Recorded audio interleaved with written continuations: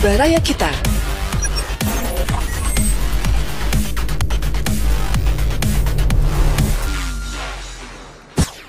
Saatnya enjoy. Saatnya enjoy. Pesan enjoy. Assalamualaikum warahmatullahi wabarakatuh. Alhamdulillahirabbil alamin. Senang sekali di kesempatan pagi hari ini kembali Aka Ahmad menyapa untuk Baraya dimanapun berada dalam program kesayangan kita Penjoy Pesan Enjoy ya, yang disiarkan langsung dari Baraya Kita online dari kawasan Jalan Peta Kota Bandung. Seperti biasa Baraya, di acara ini Baraya bisa ikutan berpartisipasi melalui komentar ataupun juga pesan ya yang ada di Facebook ataupun juga di Instagram dan juga YouTube ya, bagi Baraya yang menyaksikan melalui platform media sosial. Bisa langsung nanti langsung saja ketikan komentar ataupun juga langsung pertanyaannya seputar pembahasan kali ini.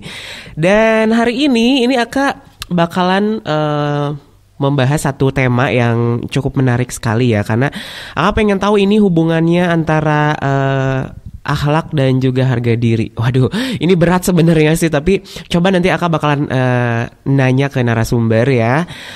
Alhamdulillah nanti bakalan ada juga narasumber tamu ya, yang pastinya, dan juga narasumber utama yang pastinya tidak tergantikan ya, selalu di hati. Selalu di hati. Saya sapa, assalamualaikum Ude. Waalaikumsalam warahmatullahi wabarakatuh. Aduh, gimana kabarnya hari ini nih? Alhamdulillah, Aka sehat juga. Sehat alhamdulillah, sehat walafiat Tak ya. tergantikan. Iya, tak terganti dong. Meski waktu datang dan berlalu tanpa. Nah, lanjut ya. Saya hafal nadanya doang, nggak tahu liriknya. Kau tak akan terganti. Gitu dong ya. Ada itu, aku juga lupa sih penyanyinya. Lupa lagi. Pokoknya adanya tak terganti lah udah ya, untuk Penjoy. Alhamdulillah ini udah ke berapa ya? Udah ke episode berapa ini Kang Andri kita? Ada 24. 24 ada ya. 25 ya. Oke. Dan Ude, ini aku udah kedatangan tadi narasumber tamu nih. Coba dibuka jangan ya. Bukan. Tapi nggak buka sendiri. Assalamualaikum. Wah tuh, ini apa pintunya langsung terbuka sendiri di Baraya ya. Alhamdulillah. Alhamdulillah. Waalaikumsalam warahmatullahi wabarakatuh. Iya, luar biasa. Sehat Ibu Dewi. Alhamdulillah, ini Pak Ustadznya ya? Bukan, ini Ustadznya. Saya announcer. Itu kameramen. Iya, ini kameramen. Aduh, kameramen IG TV. Nah itu ya. Nah Baraya ini tadi udah sedikit Aka ngobrol dengan Ude ya tadi tentang pembahasan kali ini, yaitu mengenai akhlak dan harga diri. Karena kalau misalkan yang ngomongin sekarang ini, nah alhamdulillah juga sudah hadir ini di tengah-tengah kita, ini luar biasa. Beliau itu sibuk banget, kayak kalau ngeliat tuh di Instagramnya tuh sibuk banget ya. Alhamdulillah ini bisa hadir di Baraya ya, di Penjoy bersama dengan Ibu R. Dewi Rahmasari. Assalamualaikum. Waalaikumsalam warahmatullahi wabarakatuh. Aka Ahmad, thank you ya. Ini acaranya juga keren-keren juga nih. Aka Ahmad nih profesional banget ya. Saya senang melihatnya. Terima kasih. Nah jadi ini Ibu Dewi ini ya pendiri dari Yayasan Dewi Rahmasari Education and Care, kemudian juga pemerhati pendidikan SDM, SDA dan SDP masyarakat ya. Dan juga beliau tentunya menjadi pembicara di berbagai acara dan juga tentunya menjadi pengajar di universitas, begitu Ibu ya. Aktivitas kegiatannya ya. Ya, dan ini menarik sekali ini kalau misalkannya aku nanya ke siapa dulu ya kira-kira ya? Ke Ude dulu apa ke Ibu Dewi dulu? Kayaknya duluan datang deh ya. Soalnya ini Baraya aku sangat sangat tertarik sekali ya untuk bertanya kepada dua narasumber ini, karena udah disusun. Kayaknya nanyanya langsung minum ya. Oh, boleh langsung minum. Jazakillah. Ini langsung mengambil minum sendiri ya, ini Baraya luar biasa nih. Self-service. Self-service ini. Karena udah ada di depan. Gitu. Jazakillah. Ya, mungkin gini aja deh. Aku tuh emang nggak ya kalau misalkan ya buat Baraya yang lagi nyimak melalui Facebook, Instagram ataupun juga web, bisa langsung pertanyaannya diketik saja ya, ataupun juga mau, pengen nanya-nanya ke Bu Dewi ataupun juga ke Ude ya seputar pembahasan kali ini tentang akhlak dan juga harga diri. Nah, Ude, kita di agama kita ya di Islam sendiri. Bagaimana sih pandangan Islam tentang kita harus menjaga akhlak kita ini bagaimana? Baik, terima kasih banyak. Bismillahirrahmanirrahim. Subhanallah walhamdulillah wala ilaha illallah wallahu akbar. Alhamdulillah, bicara mengenai akhlak, setiap pribadi muslim sangat menjunjung nilai-nilai akhlak. Kita sangat sadar Kak ya bahwa agama itu adalah akhlak yang baik. Kita pun menyadari bahwa runtuhnya agama karena akhlak para pengikutnya. Rusaknya citra agama karena para pemeluknya yang berakhlak buruk. Sebagaimana sebuah pepatah, pohon itu dikenal dari buahnya. Dapat pula kita ibaratkan Baraya bahwa nama gelas itu ditentukan oleh isinya. Bila gelas itu kita isi dengan kopi, maka kita sebut dengan segelas kopi. Bila gelas itu meskipun bagus, menarik gitu kan, tapi kalau diisi dengan racun, maka gelas tersebut disebut dengan segelas racun. Ya. Kita juga tentu sangat teringat sekali betapa Rasulullah SAW, Rasulullah Al-Mustafa, memiliki akhlak yang agung yang wajib diteladani. Sebagaimana yang tertera dalam Al-Quran di surat Al-Qalam ayat keempat. Dan sesungguhnya engkau Muhammad benar-benar berbudi pekerti yang luhur. Rasulullah diutus untuk menyempurnakan akhlak. Innama bu'ithtu liutammima makarimal akhlak. Sesungguhnya aku diutus untuk menyempurnakan akhlak. Jadi kaitan dengan akhlak yang baik ini jelas sekali. Agama kita Al-Islam sangat menjunjung tinggi nilai-nilai akhlak yang baik. Dalam hadis Rasulullah SAW bahkan menyebutkan, Su'ila Rasulullah SAW, beliau ditanya, Rasulullah SAW ditanya, an aktsari ma yudkhilun nasal jannah, faqala taqwallahi wa husnul khuluq. Kata Rasulullah, ketika Rasulullah ditanya, perkara apakah yang paling banyak memasukkan manusia ke surga? Wahai Rasulullah, beliau menjawab, taqwallahi wa husnul khuluq, takwa kepada Allah dan akhlak yang baik. Jadi Baraya, ternyata kita memang dituntut untuk selalu menjaga perilaku kita, akhlak kita dimanapun berada ya. Jadi ya tadi seperti disebutkan dalam hadis bahwa memang Rasul salah satu diutus adalah untuk memperbaiki akhlak ya, menyempurnakan akhlak. Dan termasuk kalau saya kasih contoh ya, termasuk salah satu akhlak mulia ini dari Bu Dewi juga nih. Karena kata Rasulullah, man kana yu'minu billahi wal yaumil akhir fal yukrim dhaifahu. Barang siapa yang beriman kepada Allah dan beriman kepada hari akhir, fal yukrim dhaifahu, maka muliakanlah tamunya. Saya sebagai tamu atau ibu sebagai tamu. Ini luar biasa akhlak yang baik. Say hello-nya gini aja ya. Kalau kameramen mau nggak saya kasih minum sulit ya, lagi megang kamera ya. Dan itu akan juga lagi megang tombol-tombol. Jadi memuliakan tamu itu kan jangan dianggap itu hal yang sepele. Itu akhlak mulia, akhlak baik. Iya, betapa Rasulullah SAW sangat menganjurkan untuk kita memuliakan akhlak. Kalau orang tua kita dulu tuh apa ya istilahnya ya, mereka itu kadang-kala suka menyengajakan kan, istilahnya mencit hayam gitu ya, mencit domba ketika ada tamu yang datang ke rumah kita, apapun yang sebetulnya nggak ada, tapi dipaksakan, diada-adakan agar tamu tersebut dimuliakan. Nah itu jadi ternyata banyak sekali kalau misalkannya ngomongin tentang akhlak ini sangat luas sekali. Nah kita sekarang ke Bu Dewi nih, Nah ini kan tadi kalau misalkan tadi salah satunya bahwa memuliakan tamu pun termasuk akhlakul karimah ya, akhlak yang mulia. Kalau misalkannya dalam kehidupan sehari-hari ini ya, dalam kita bermasyarakat, bersosialisasi dan lain-lain. Ini kan Bu Dewi juga sebagai seorang yang bergerak di bidang kepribadian ya, pengembangan kepribadian. Ini sepenting apa attitude atau kepribadian yang baik bagi kita ini, sepenting apa sih sebenarnya? Kalau saya kan sebetulnya meramu-ramu ilmu ya, meringkasnya sehingga masyarakat mudah mengerti sesuai dengan kemampuan pola berpikir mereka. Jadi untuk session ini saya meramu tingkatan akhlak itu menjadi 9 ya. Jadi kan sebetulnya akhlak itu etika ya, kalau selain Islam orang bilangnya etika. Kalau kita akhlak itu merujuk kepada Al-Quran.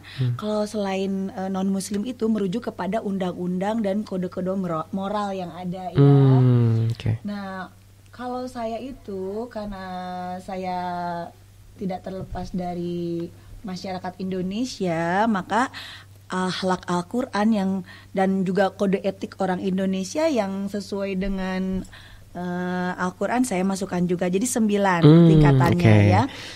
Jadi akhlak itu adalah perilaku kita sehari-hari. Akhlak mulia berarti perilaku yang mulia. Akhlak buruk berarti perilaku yang buruk. Nah, oleh karena itu saya membagi akhlak mulia kepada 9 tingkatan. Untuk diri kita sendiri, kita harus berakhlak kepada Tuhan pencipta kita yang pertama, ya kan? Untuk diri sendiri, kita harus berakhlak kepada pembawa utusan kita, yaitu Nabi Muhammad SAW. Bila beragama Islam, ya, mungkin non Muslim itu bisa Yesus lah atau dewa apa, kan saya juga tidak tahu, ya. Yang saya tahu Muslim. Oke, yang ketiga, akhlak kepada guru dan orang tua, ya, orang tua dan guru. Yang keempat, akhlak kepada saudara. Yang kelima, akhlak kepada sahabat atau tetangga ya. Yang keenam, akhlak kepada teman. Yang ketujuh, akhlak kepada binatang. Yang kedelapan, akhlak kepada musuh. Yang kesembilan, akhlak dalam berorganisasi atau kantor, lembaga dan lain sebagainya. Itulah rumusan saya sendiri ya, bukan rumusan orang lain. Gitu. Jadi memang tadi akhlak itu bisa dikatakan ya secara umumnya kalau misalkan dalam kehidupan sehari-hari adalah akhlak adalah etika atau perilaku. Akhlak yang perilaku baik disebut di secara Islam akhlakul karimah. Nah, kalau misalkan yang akhlak yang buruk berarti bahasa Arab itu kalau akhlak buruk. Nah, itu ya. Jadi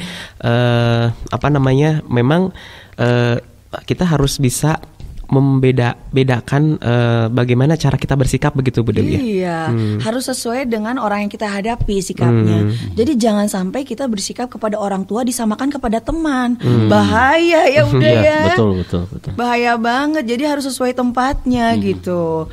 Jadi jangan sampai misalnya bahasa Sunda juga itu tingkatannya 7 ya kalau nggak salah bahasa Sunda ya. Iya kan 7 bahasa ya, berlevel-level bahasa gitu. Kalau saya kan kode etik dalam terutama anak-anak muda sekarang kan suka berorganisasi, ya kan itu ada kode etik tersendiri gitu.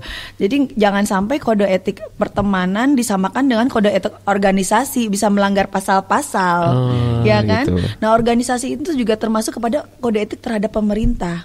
Kita mengkritik sayang kepada pemerintah, tapi mengkritik ada kode etiknya, jangan sampai ditangkap polisi, ya kan. Ujung-ujungnya ya, padahal maksudnya sayang, kok ditangkap polisi berarti ada hal yang dilanggar sama dia gitu kan. Jadi kita harus tahu dulu, mempelajari kode etik pemerintah bagaimana, kode etik ulama gimana. Karena kode etik MUI pun kalau dilanggar bisa masuk pidana juga. Ya kan? Jadi kita harus disesuaikan kan, kita tinggal di Indonesia. Di Indonesia itu menganut kode etik apa gitu kan. Kode etik adat istiadat, kode etik agama masing-masing, dan kode etik pemerintahan. Itu dijunjung juga. Nggak bisa aku mah misalnya agamanya ini ya, nggak bisa juga kan. Ada agama yang misalnya baju penampilan bajunya kan nggak diterima sama pemerintah misalnya gitu. Jadi kan bajunya dadanya tuh diburemin gitu kan. Nah itu kan kita harus disesuaikan misalnya kayak gitu dalam dalam bersosialisasi nggak bisa sembarangan. Di mana kita berdiri di situ adat dijunjung, kayak gitu. Jadi harus bisa menempatkan gitu ya. Iya, sesuai pada tempatnya. Jadi orang yang adil itu bersikap sesuai pada tempatnya gitu. Jadi jangan sampai gelas ini saya taruh di kepala, nggak bisa kan, nggak cocok. Padahal ini penting loh minum ya kan. Tapi kalau kita taruh di mulut itu pas banget Aka, kayak gitu. Gitu ya. Jadi mangga untuk Baraya mungkin apabila ada mau menanggapi ataupun komentar, silakan bisa dimanfaatkan kolom komentar di Instagram ataupun juga di Facebook, ataupun juga mau langsung melalui Messenger atau pesan, silakan ya. Mau nanya mungkin aktivitas Bu Dewi apa aja boleh, atau kan bisa nanya-nanya ke Ude nih, gimana samudra Quran Ude? Alhamdulillah lancar. Ya, dengan samudra Qurannya. Nah ini kalau misalkannya kita pastinya kalau berbicara tentang akhlakul karimah ya, pastinya kan pasti yang positif ya. Nah, aku pengen ke Ude nanya mengenai ini justru apa konsekuensi ya apabila kita misalnya di dalam Al-Quran sendiri ada pertegasan mengenai kita harus menjauhi yang namanya akhlakul yang buruk. Tadi apa sih nama istilahnya Ude? Mazmumah. Nah itu gimana Ude?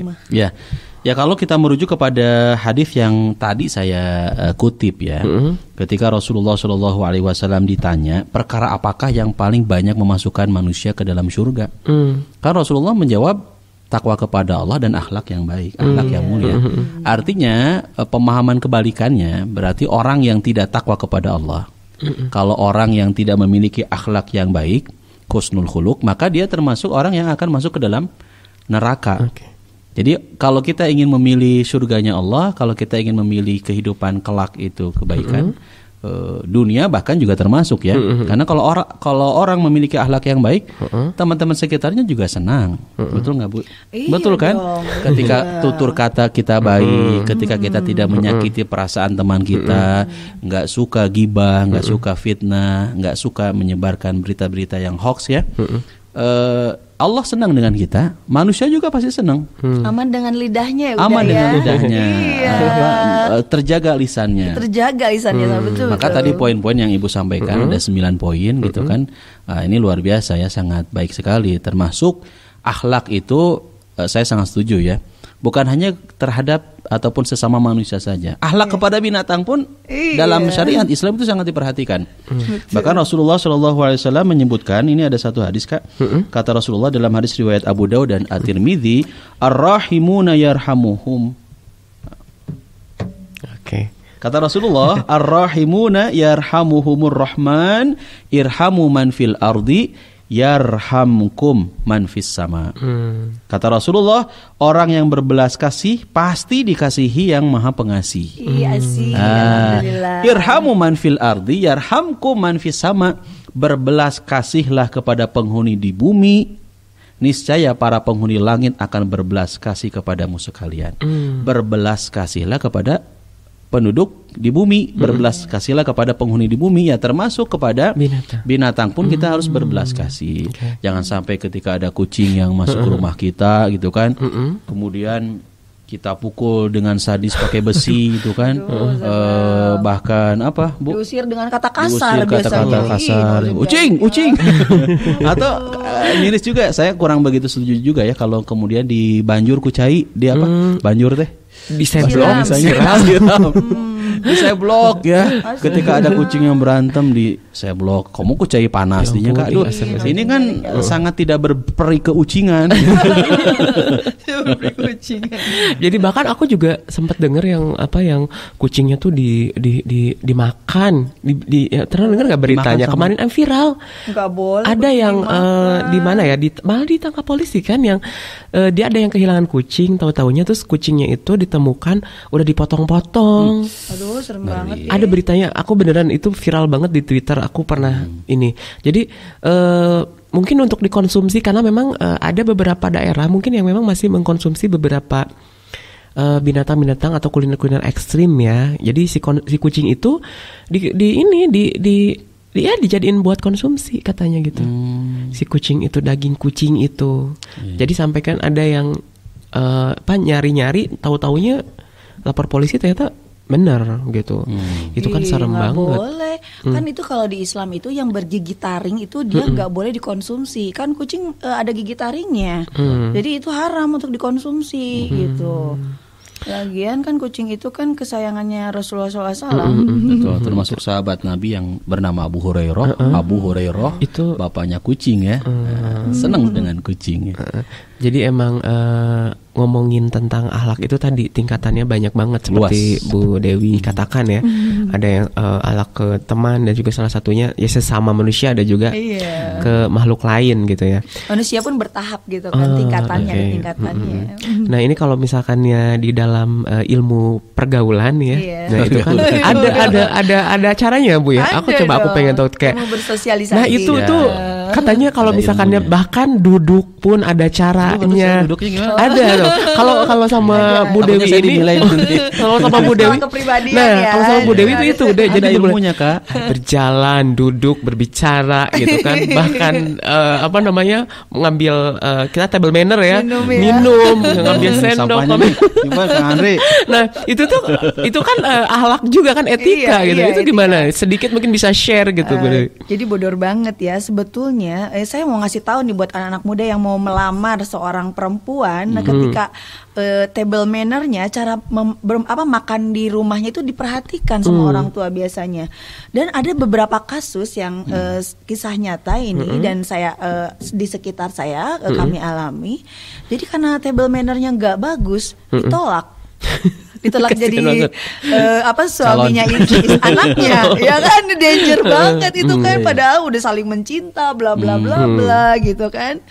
Jadi memang itu benar-benar etika itu dijunjung tinggi. Dan kita table manner itu kan sebetulnya dari luar negeri, tapi kita bisa menyesuaikan. Misalnya kan kita kalau kita makan steak gitu kan, dipotong-potong pakai pisau kan, pakai garpu. Pisau tangan kanan, garpu tangan kiri, kita potong-potong, tapi pas makan kita taruh pisaunya, garpunya pakai tangan kanan kita. Jadi pas kan, tidak ada melanggar. Kita tidak melanggar kode etik orang barat, dan orang barat juga merasa kita nyaman dengan table manner mereka, nggak masalah. Jadi gitu. Jadi misalnya kalau kita minum ini table manner nggak boleh gini kelingking. Gitu. Tapi di Islam nggak masalah kelingking kayak gini kalau minum. Kalau di luar negeri itu agak-agak masalah. Berarti dia bukan golongan terpelajar. Gitu kan. Jadi harusnya seperti ini ya. Gini seperti ini. Saya contohkannya Bu. Contoh praktek. Dah haus. Oke.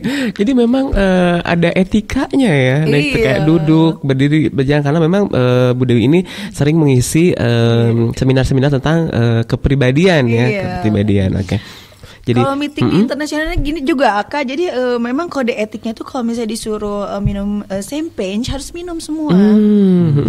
Tapi ketika saya ngangkat, memang saya ngangkat begini kan, atau toast begini, tapi saya nggak minum. Orang udah tahu kok I am Muslim, udah tahu, jadi nggak masalah. Cuman pas lagi misalnya ngangkat bareng-bareng toast nggak masalah gitu kan, asal aja jangan kena aja. Kalau kena kita cuci tangan gitu. Jadi jadi kita menjaga perasaan mereka lah. Jadi tosnya juga jangan terlalu kenceng apa-apa. Jadi kita tetap bersih tangan kita, nggak boleh kena karena itu najis juga ya. Ustaz ya kalau kena ya. Berarti gitu. Itu kalau dikaitkan dengan di agama, berarti udah kita kan tadi harus saling menyayangi juga yang ada di bumi ya. Berarti kan misalkan kita juga ada yang memang yang non Muslim pun kita harus berakhlakul karimah atau bagaimana? Iya.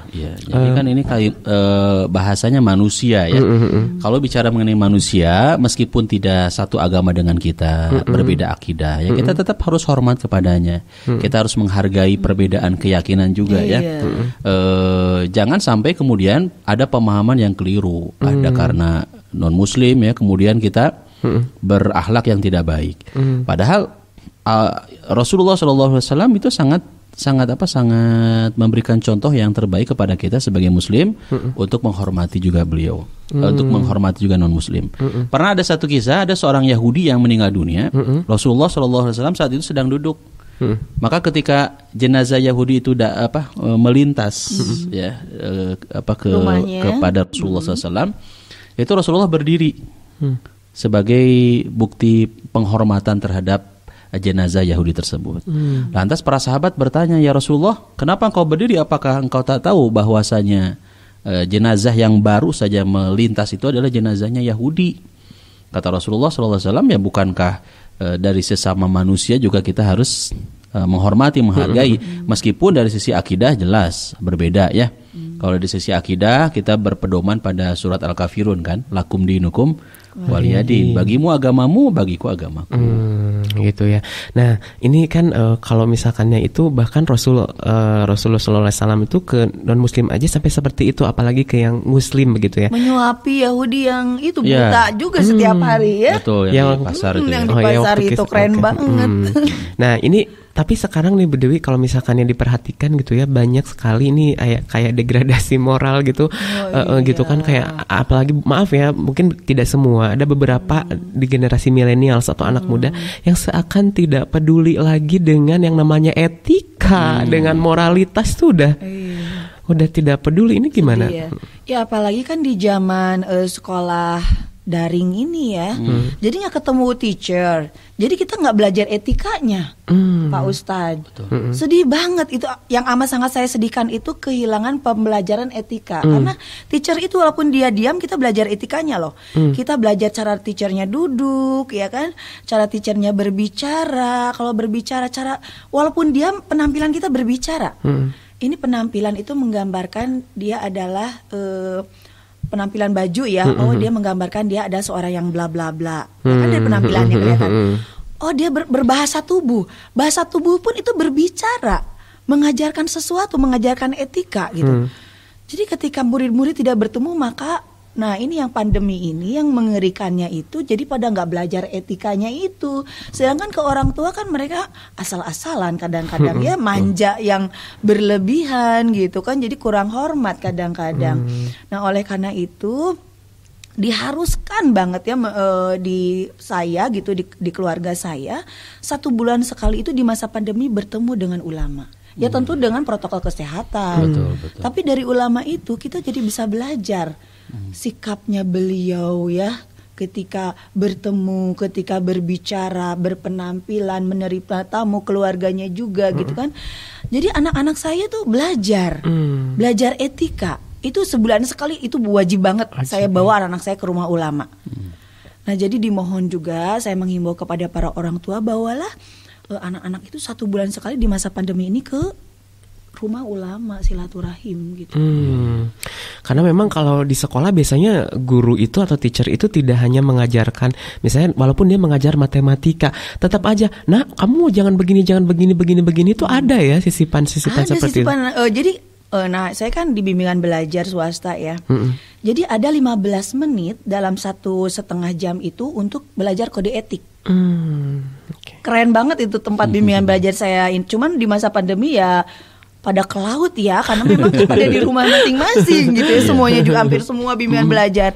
Itu yang saya kagumi, sehingga saya bertahan dari tahun 2005 sampai sekarang saya mengajar di sana. Itu keren banget. Jadi amat sangat jarang di tempat bimbingan belajar lain 15 menit belajar kode etik loh. Ini kode etik tuh belajar misalnya cerita nyata, atau tadi bapak nih baru datang dari sini, tadi bapak ketemu ini terus begini.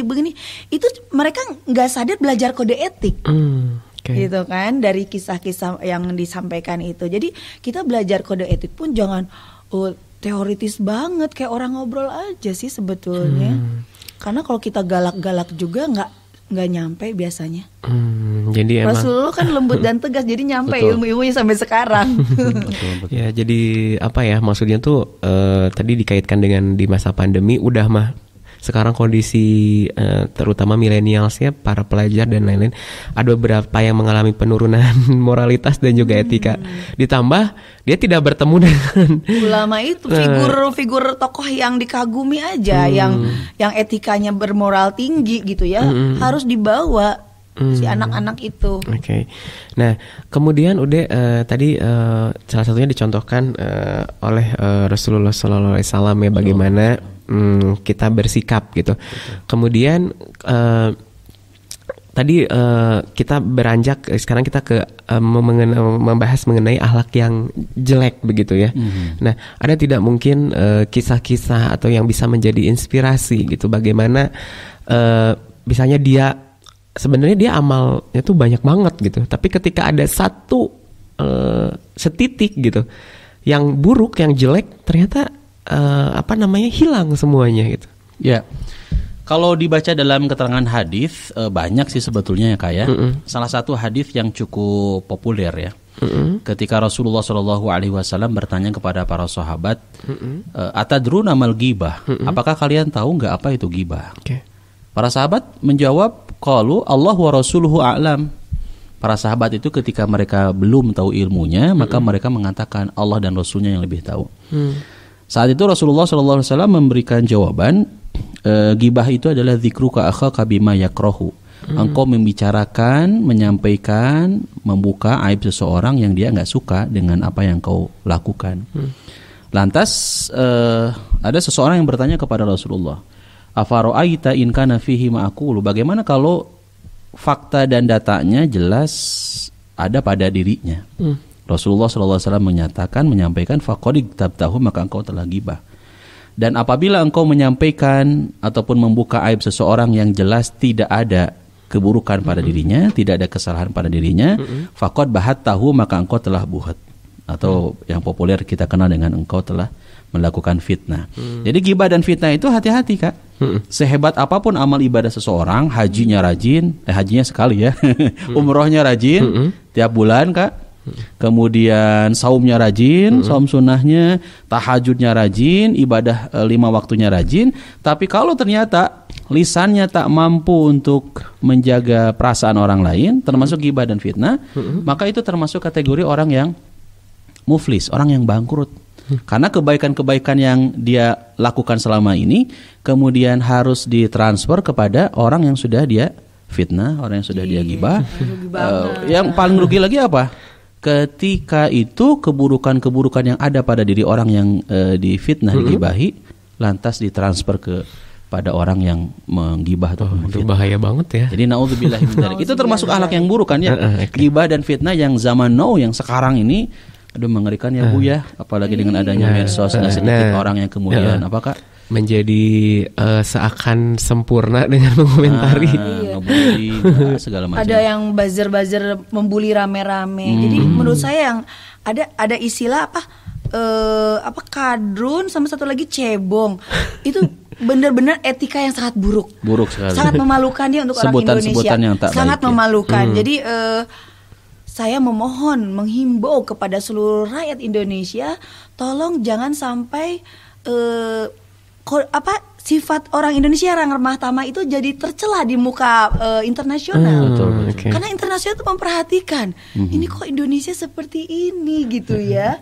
Jadi sedangkan kita sebagai orang yang sangat menjunjung tinggi kebudayaan Timur yang terkenal ramah tamah, baik hati, tidak sombong. Kenapa di zaman media sosial ini ada dua kubu yang saling membuli rame-rame? Dan itu panggilan yang buruk itu sebenarnya nggak boleh ya? Nggak boleh. Jelas Al-Hujurat menyebutkan jangan memanggil panggilan yang buruk. Panggilan binatang kan itu kedua-duanya. Kadrun tuh kadal gurun katanya. Aduh. Cebong itu kan bayi kodok. Oh iya. Aduh ya Allah, itu buruk, nggak boleh ya, nggak boleh. Jadi kan sudah pertikaian. Gitu. Kita ganti aja. Jadi mendingan kita diskusi yang sehat dan menampilkan data-data. Betul. Nah ini saya juga mau menyampaikan kepada para guru dan dosen, karena saya guru dan dosen. Jadi jangan sampai anak di masa pandemi ini dibebani otaknya. Harus diringankan. Diringankan itu dengan cara diskusi gitu. Kalau diskusi kan membuka pintu-pintu otak, membuka pintu-pintu kreativitas. Tapi kalau misalnya si anak merangkum, astagfirullah kan sedih banget, anak tuh jadinya stres, terbebani. Coba kalau misalnya ayo kita diskusi tentang misalnya kebudayaan Padang misalnya gitu kan, kita diskusi Padang bajunya gini-gini, aku paling suka baju warna merah, misalnya paling suka baju warna ini hitam apa gitu kan, itu seru banget. Tapi kalau silakan menulis kebudayaan Padang, astagfirullah capek banget ya.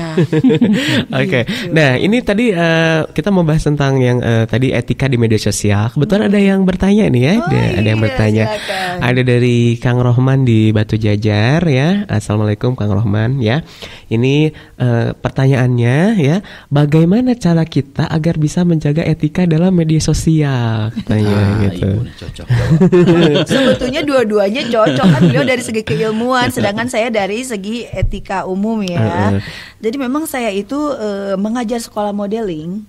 Di sana juga ada sekolah kepribadian, dan sekolah kepribadian itu mahal loh. 27 juta total. Masya Allah, ya horor banget ya. Tapi saya sering-sering free kan ya buat yang nggak punya dan lain sebagainya. Itu sebetulnya pesantren pun sekolah etika gitu kan. Ya, jadi itu juga memerlukan energi dan keinginan tahuan yang sangat besar, dan kita praktek teorinya. Tadi kenapa pengen media sosial? Nah, gitu. Jadi etikanya ya, supaya kita tuh bisa menjaga etika di bermedia sosial, mungkin maksudnya. Jadi, nah, etika di bermedia sosial itu yang pertama, di dalam Al-Quran itu kan sampaikan walaupun satu ayat. Di media sosial kita sampaikan walaupun satu ayat. Jangan terlalu pakai misalnya kadang-kadang ada orang, ya apa sih kitab Al-Quran udah serem, udah nggak usah pakai kitabnya, tapi langsung aja misalnya, hai yang baik ya perilakunya supaya kita disenengin orang. Itu udah Al-Quran sebetulnya ya. Kan kadang-kadang ada orang yang alergi Al-Quran ya kan. Tapi kalau orang itu udah tahu dia muslim, oh berarti dia bawa Al-Quran, udah tahu kan gitu kan.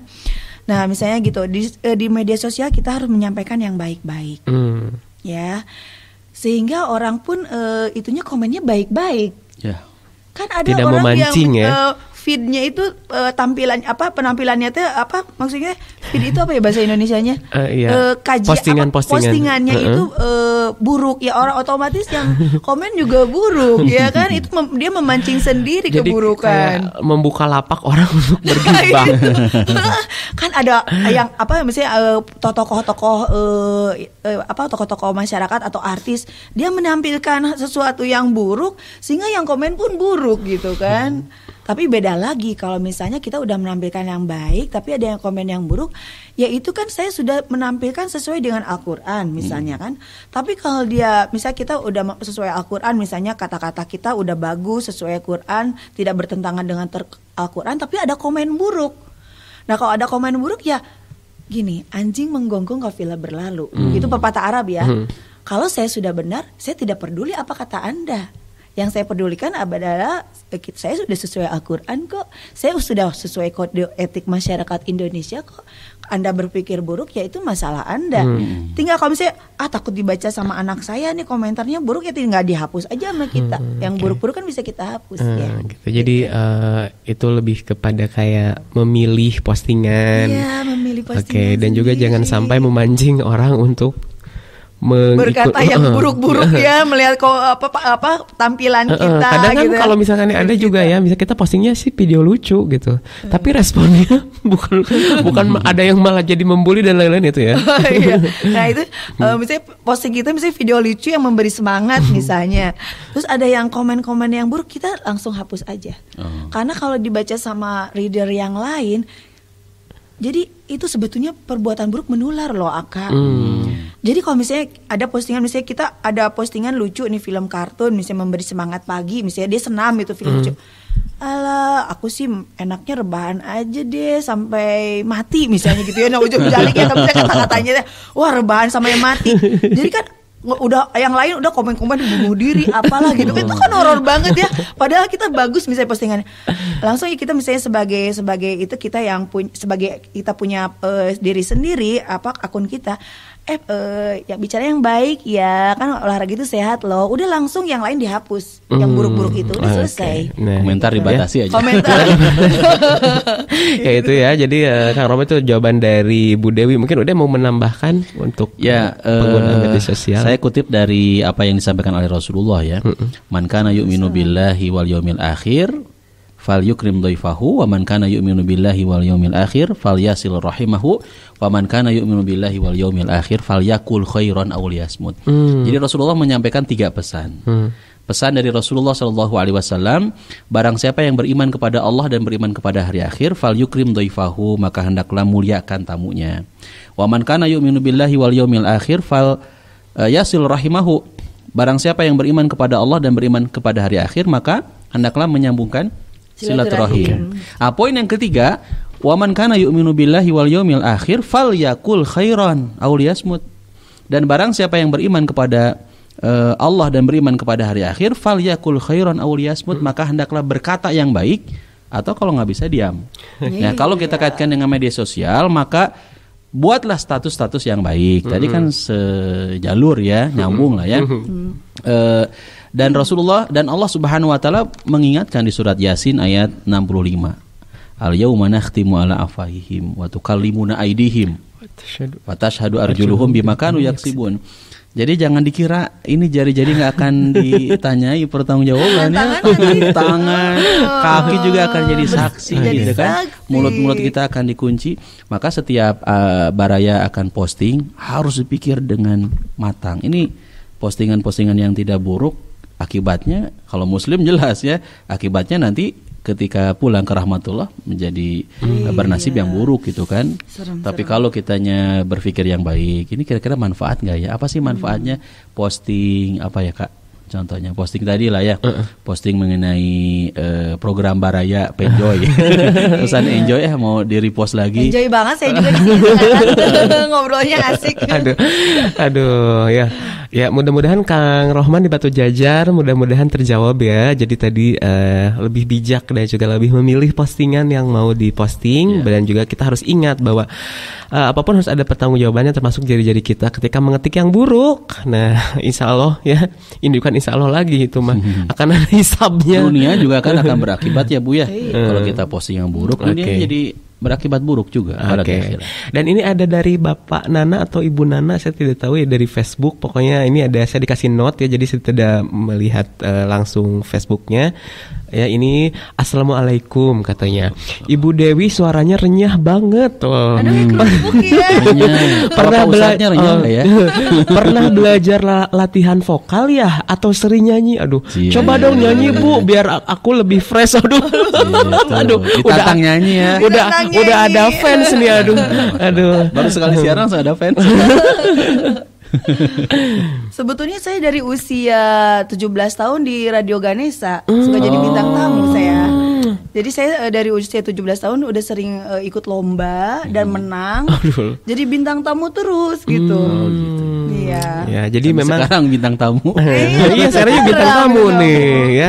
Ya, memang betul nih Kang Nana atau Ibu Nana ini Bu Dewi ini memang mengajar juga di public speaking ya. Jadi memang speaking. Untuk vokal di public speaking kan belajar bagaimana dilatih ya. Harus jelas ya ABCD-nya gitu ya, dan apa yang kita sampaikan juga harus cepat tepat. Jadi itu ada tekniknya tersendiri. Jadi apa?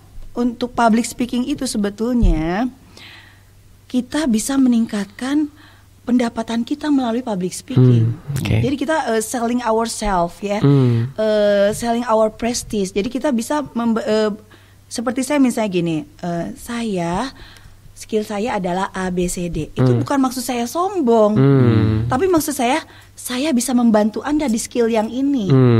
Gitu loh. Kan Sadina Ali bilang 50% itu prestasi kita sembunyikan, amal baik kita sembunyikan, hanya kita dan Allah yang tahu. 50% sebarkan ke seluruh rahmatan lil alamin. Kan kita sekarang berarti go internasional supaya orang tahu ilmu apa yang dia bisa minta tolong kepada kita, gitu loh. Kayak gitu ya. Jadi memang terima kasih loh, ini udah berinteraksi dengan kita ya. Kalau mau suara saya, dengar aja di Instagram saya Dewi Rahmasari. Oh itu langsung. Saya ada contoh-contoh. Saya kadang-kadang misalnya disuruh jadi MC ya, saya terpaksa nyanyi juga ya sebetulnya. Tapi kata orang lumayan lah katanya. Bayarannya di nama ya, MC plus nyanyi. Ya, jadi kalau mau lebih dekat dengan Bu Dewi silaturahmi silakan ya.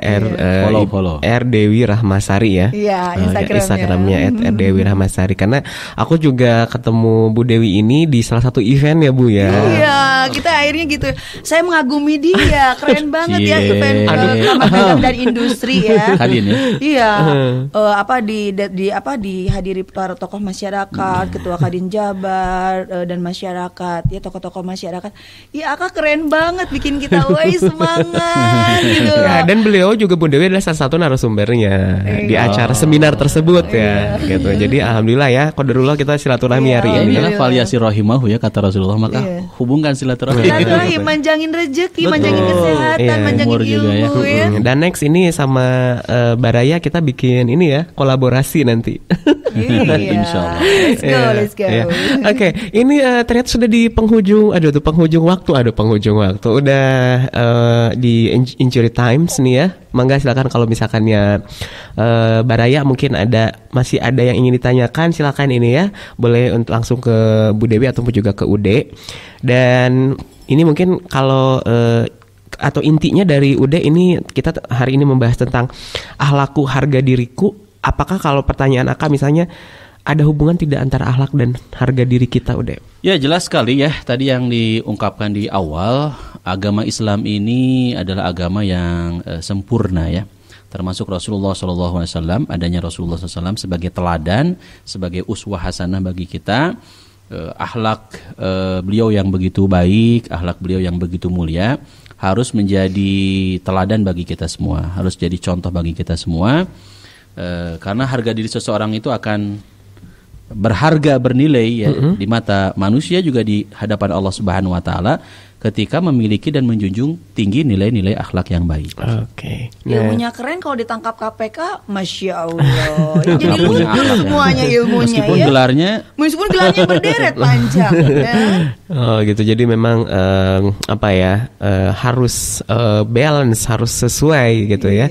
Nah mungkin Bu Dewi tambahan ini pendapat Ibu tentang akhlakku harga diriku ini seperti apa? Jadi akhlak itu adalah martabat kita ya. Jadi sebetulnya akhlak itu, kita itu berakhlak itu ingin dilihat dikasih sayangin oleh Allah. Ya, terserah orang mau berbicara apapun, terserah. Karena tujuan saya adalah ingin dikasih sayangin sama Allah Subhanahu wa taala. Udah jelas-jelas kan akhlak Al-Qur'an itu diakui oleh seluruh dunia internasional, itu oke banget. Ya kan? Kalau kita sudah berakhlak sesuai Al-Qur'an, jadi orang mau berbicara apa pun terserah. Kita mau dibilangin kadrun, mau dibilangin cebong, itu terserah aja gitu kan. Yang penting itu menjunjung tinggi akhlakul karimah ketika kita berpendapat di media sosial. Tolong dilihat juga akhlakul karimah dalam Islam itu kan, kita juga Islam itu amat sangat menghargai kebudayaan, kode etik moral setempat. Tolong dijunjung tinggi ya kan. Jadi jangan aku mah begini gitu. Tapi kode etik di sekitarnya tidak dilihat, itu berbahaya juga.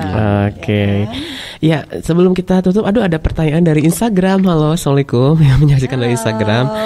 Ingin bertanya dari Bapak atau Ibu Tri M Fridayanto. Pertanyaannya ingin bertanya, apakah akhlak seseorang mencerminkan pemikiran dan pendidikan dari orang tersebut? Dan apakah sebaliknya, bagaimana dengan orang yang berpendidikan tinggi namun akhlaknya tidak mencerminkan seseorang yang berpendidikan? Terima kasih. Itu pertanyaannya. Silakan dijawab, enggak? Kalau akhlak itu mencerminkan kebersihan hati, bukan otak, ya. Jadi sangat berbeda. Akhlak itu berbicara yang kita keluarkan itu, akhlak itu perilaku yang baik, itu adalah mencerminkan hati yang bersih. Tapi kalau misalnya struktur pembicaraan kita itu mencerminkan otak kita. Jadi orang yang otaknya berisi ilmu pengetahuan, pembicaraannya akan terstruktur. Tapi walaupun terstruktur, tapi kalau kata-katanya kasar atau misalnya bersikap dianya arogan, itu berarti hatinya nggak baik gitu. Jadi tampilan ilmu yang dia sampaikan, kata-kata yang disampaikan itu adalah kebersihan hati, dan terstruktur atau tidaknya dia berbicara itu adalah kepadatan ilmunya. Jadi bisa dinilai dari situ ya. Iya, betul. Kalau menurut Uda ini gimana? Ya, kalau kita rujukan kepada pesan dari Rasulullah SAW, nyambung sih dengan apa yang disampaikan sama Ibu ya. Ala inna fil jasadi mudghah. Sesungguhnya dalam jasad ini ada segumpal daging. Idza soluhat soluhal jasadu kulluh. Apabila baik, maka baik pula seluruhnya. Wa idza fasadat fasadal jasadu kulluh. Kalau buruk, maka jadi buruk. Ala wahya al-qalbu. Ingatlah bahwasanya segumpal daging itu adalah hati. Jadi hati ini adalah raja ya, panglima bagi seluruh tubuh kita. Kalau hatinya bersih, qalbun salim, hati yang selamat, maka itu akan mencerminkan dari dari perilaku kita, dari lisan kita, dari akhlak kita, penampilan kita pun tercermin. Maka betul, saya sangat setuju sekali. Marilah kita sama-sama untuk membersihkan hati kita. Kalau hatinya udah bersih, maka insya Allah akan tercermin dari kepribadian yang baik, dari akhlak yang baik. Tapi ketika hatinya kotor, hatinya busuk, hatinya buruk, hatinya sakit gitu kan, bahkan hatinya naudzubillah mati gitu kan, maka yang terjadi adalah kita lihat bersama. Sudah bisa banyak jadi kasus yang tadi Ibu sampaikan kan mengerikan ya, kita sangat menyayangkan banget. Sangat menyayangkan. Beliau yang sudah punya gelar A B C D gitu kan, kemudian ya bisa dibilang berakhir di KPK. Sangat menyedihkan, berakhir di KPK, berakhir di penjara. Dan akhlak mencuri kan jelas mencuri adalah bagian dari akhlak yang buruk. Padahal secara pendidikan, aduh itu udah S3, doktor. Sedih banget ya, jabatan udah tinggi, ya astagfirullahaladzim. Jadi nah itu juga jadi apa? Nah jadi ada orang yang terjerat KPK, tapi sebetulnya dia akhlaknya baik, cuman dia ketika ada pembisik para penasehat, dia langsung iya gitu. Harusnya ketika ada para pembisik penasehat itu dia timbangkan dulu, ini sesuai Quran enggak? Nah kita juga kalau bukan pejabat, kita kan berarti membawa diri kita sendiri. Kalau hati kita dibisikin, kan malaikat sama iblis tuh saling membisiki terus ya. Nah kalau kita dibisikin nih hati kita, sesuai Quran gak ya? Kalau sesuai Quran ambil, kalau tidak jangan. Misalnya gini, aduh saya hari ini harus belajar. Jangan, kan kamu harus ke rumah teman kamu dulu, kata mama kamu, nanti pulangnya baru belajar. Langsung manajemen waktu kita berputar. Oh iya bisa pas. Atau misalnya bisikan gini, udahlah udah dari temen kamu, langsung main aja lah ke kafe. Nah itu kan berarti kan kewajiban kita ditinggalkan. Itu tidak sesuai kan, berarti harus ditinggalkan. Nah gitu. Oke. Baik Baraya, alhamdulillah ya, ini mudah-mudahan perbincangan kita hari ini di Penjoy ada manfaat, ada inspirasi, ataupun juga bisa menambah pengetahuan Baraya ya. Saksikan terus seluruh program dari Baraya kita online ya. Terima kasih sekali lagi bagi yang menyaksikan melalui Facebook, melalui Instagram, melalui web, dan juga melalui YouTube. Terima kasih. Bantu like, share, and comment, karena insya Allah ini adalah kebaikan. Apabila kita men-share kebaikan, insya Allah kita pun akan mendapatkan kebaikan. Dan terakhir, apabila ingin lebih dekat dengan Ibu Dewi, silakan mungkin di Instagram, di media sosial. Dewi Rahmasari. Iya, ya beliau juga ada bergerak di bidang foundation ya dari Yayasan Dewi Rahmasari Education and Care. Gitu ya. Jadi mungkin nanti bisa bersilaturahmi lebih lanjut ya. Dan juga Ude seperti biasa Samudra Quran. Ya, follow Instagramnya @samudra_Quran. Langsung juga webnya www.samudraquran.com. Kemudian YouTube-nya Samudra Quran TV. Bagi sahabat Baraya yang Allah muliakan, ingin ingin mendapatkan ketenangan hati, ketenangan hidup, kan dengan zikir kepada Allah ya, yaitu dengan Al-Quran. Jadi di akun tersebut insya Allah banyak inspirasi seputar pesan-pesan Al-Quran. Dan mudah-mudahan juga kita semua jadi ahlul Quran ya, dengan ikut serta memfollow. Yang mana nih Ustadz nih? Yang mana? Langsung ya, di follow langsung. Saya suka Quran juga kan. Wah, nih nanti. Itu inspirasi hidup saya. Semua kegiatan saya itu berdasarkan inspirasi dari Al-Quran. SDA, sumber daya alam pun. Saya juga sebelum mengolah gitu, yang kan sekarang banyak lahan-lahan tidak produktif sama pemerintah boleh dikelola sama masyarakat. Saya juga mau pelajari Quran dulu nih, bagaimana nih mengelola lahan-lahan tidur dan lain sebagainya. Langsung follow ya. Langsung di follow ya. Oke. Iya. Dan juga tentunya terima kasih kepada PT Jabar Mayanet dan juga Arkis Design, dan juga tentunya mewakili seluruh kerabat kerja yang bertugas dari Baraya kita online ya. Dan juga tentunya narasumber dan juga saya sendiri mengucapkan terima kasih banyak. Mohon maaf apabila ada kesalahan, karena tentunya kesempurnaan hanyalah milik Allah Subhanahu wa taala. Saya tutup. Terima kasih banyak. Wassalamualaikum warahmatullahi wabarakatuh. Waalaikumsalam. Baraya Kita, berita positif dan inspiratif serta info wisata, bisnis, kesehatan, dan pendidikan. barayakita.com